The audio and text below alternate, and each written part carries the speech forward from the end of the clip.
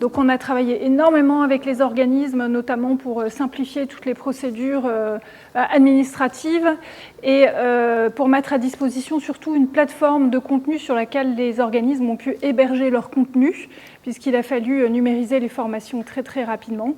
Et ça a été un succès, puisque plus de 60% des formations dans la région ont pu être tenues à distance pendant la période de confinement. Et puis bien sûr des mesures à destination des stagiaires, puisque nous avons maintenu la rémunération de plus de 21 000 stagiaires, même si les cours étaient suspendus.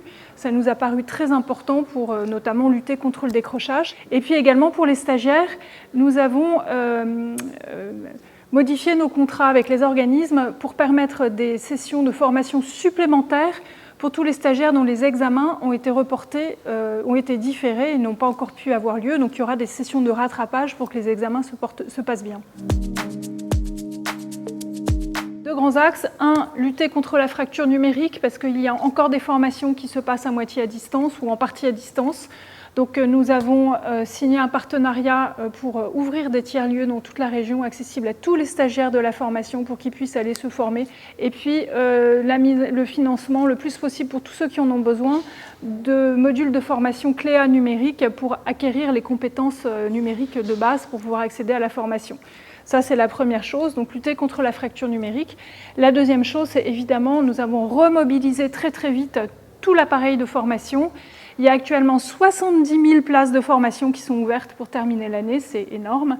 Nous avons déjà réussi à inscrire à peu près le même nombre de stagiaires de la formation qu'en juin l'année dernière.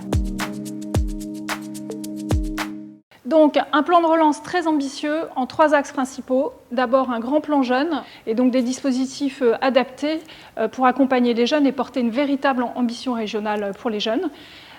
Deuxièmement, un accès à la formation qui va être un peu révolutionné. On va lancer très prochainement une plateforme web d'accès aux formations à la fois pour les stagiaires et les entreprises de la région.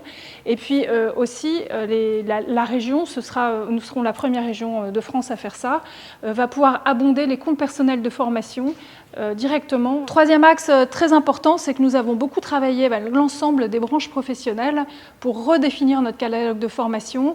Donc nous lançons courant d'été un nouvel appel d'offres pour un catalogue de formation régionale entièrement remodelé, avec des nouveaux parcours, des nouvelles formations et des nouvelles modalités qui tirera les enseignements de la crise, mais aussi des enseignements beaucoup plus profonds sur l'évolution des métiers auxquels nous avons travaillé pendant longtemps avec l'ensemble des branches professionnelles.